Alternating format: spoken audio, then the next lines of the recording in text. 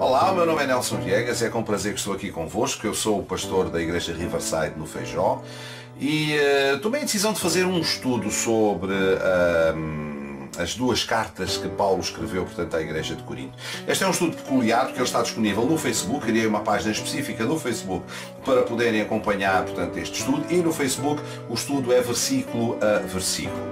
Nós aqui, portanto, utilizando o vídeo, vamos fazer um resumo, portanto, dos vários versículos e iremos aprofundar com mais detalhe aqueles versículos onde a doutrina precisa de ser mais esclarecida. Mas a carta, portanto, esta carta às duas igrejas foi escrita provavelmente estando Paulo em Éfeso, depois de ter recebido, portanto, informações de uma família, portanto, de uma membro provavelmente desta igreja, chamada Chloe, que as coisas com a igreja, portanto, não iriam muito bem. Esta igreja foi fundada por Paulo no ano 59 d.C., 59, 60, as datas aqui não são muito importantes, haverá sempre historiadores a divergirem relativamente, portanto, à questão das datas, mas Paulo tinha vindo da Macedónia, numa das suas viagens missionárias, passa por Atenas. O capítulo 18 de Atos dos Apóstolos diz-nos que, entretanto, portanto, ele chega a Corinto, começa a pregar na sinagoga, naturalmente que gera conversões. Dois principais, portanto, da sinagoga em Corinto se convertem, mas ele é expulso da sinagoga, começa a pregar em casa, portanto, de uma pessoa, portanto, frequentava a sinagoga. Já vamos ao nome dessa pessoa. Portanto, a igreja começa-se a desenvolver desta maneira, começa a crescer, uma igreja que tinha gentios, uma igreja que tinha judeus.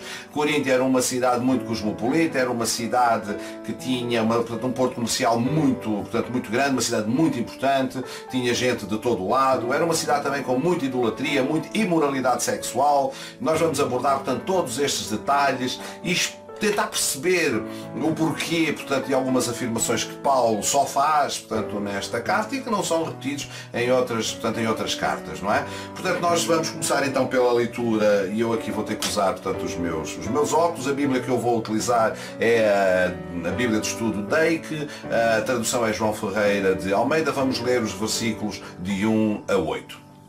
E diz assim: Paulo, chamado apóstolo de Jesus Cristo, pela vontade de Deus, e o irmão Sóstenes. Primeira coisa que eu quero chamar aqui a atenção é, neste primeiro versículo, Paulo diz que ele é chamado pela vontade de Deus. Isto não significa que Paulo não quisesse ser apóstolo.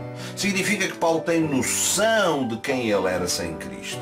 Naturalmente, todos nós sabemos que Paulo perseguia a igreja, ele era um perseguidor, portanto, da igreja, tem um encontro com Jesus e desse encontro com Jesus, portanto, ele muda, a sua vida é transformada e ele torna-se um embaixador de Cristo, torna-se um apóstolo de Cristo. Aquilo que Paulo está a fazer é, este seu chamamento é feito pela vontade de Deus, foi Deus que o salvou, porque ele diz que ele, na sua carne e na sua antiga natureza, portanto, nunca seria um embaixador de Cristo, nunca seria, portanto, um apóstolo. E diz à Igreja de Deus que está em Corinto, aos santificados em Cristo, chamados santos, com todos os que em todo lugar invocam o nome do nosso Senhor Jesus Cristo, Senhor deles e nosso. Portanto, aqui há uma referência muito interessante. Esta carta é escrita à Igreja que está em Corinto, mas Paulo reconhece que todos aqueles que são santificados em Cristo são também, portanto, Igreja. O versículo 3 fala graça e paz da parte de Deus, Nosso Senhor e do Senhor Jesus Cristo, e Paulo afirma que sempre dou graças ao meu Deus por vós, pela graça de Deus que vos foi dada em Cristo Jesus. Isto é muito importante, isto parece uma saudação, parece uma retórica, mas é muito importante perceber que realmente Paulo é grato, Paulo reconhece a graça que foi dada aos coríntios pela grande salvação que eles receberam.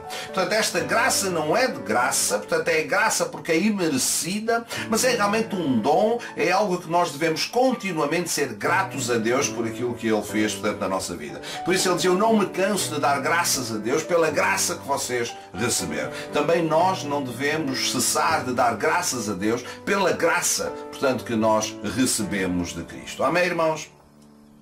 E continua no versículo 5, porque em tudo fostes enriquecidos nele, em toda a palavra e em todo o conhecimento, como foi mesmo o testemunho de Cristo confirmado entre vós. É muito interessante aqui dizer que em tudo fostes enriquecidos nele. Conforme nós vamos ver um pouco mais à frente, em tudo fostes enriquecidos, aqui fala na palavra, logos, em todo o conhecimento, gnosis, okay? Portanto, eles provavelmente tinham muita eloquência, tinham muita ciência, a experiência que tinham, portanto, da sua localização geográfica e dos povos que os habitavam, fazia com que Deus pudesse transformar, portanto, essa experiência em eloquência. Portanto, o Espírito Santo a mover-se dentro da igreja fazia com que o logos, a palavra utilizada e o conhecimento deles significasse enriquecimento, portanto, em Cristo. Ou seja, se não fosse em Cristo, todo aquele conhecimento era vão, mas Deus utiliza as coisas que são vãs, as coisas que são do mundo, inclusive a própria experiência de vida que eles poderiam ter, para transformar aquilo em eloquência,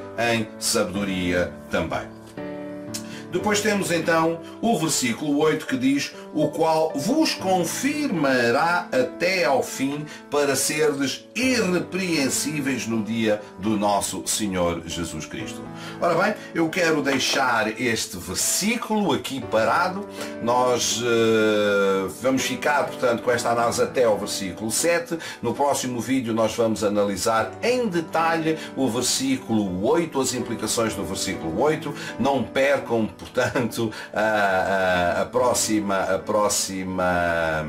mensagem, portanto, a próxima partilha que vamos fazer aqui juntos. Deus vos abençoe, o Senhor seja convosco, vos guarde, que vos faça crescer e, tal como Paulo disse aos Coríntios, que sejam verdadeiramente enriquecidos nele. Deus vos abençoe.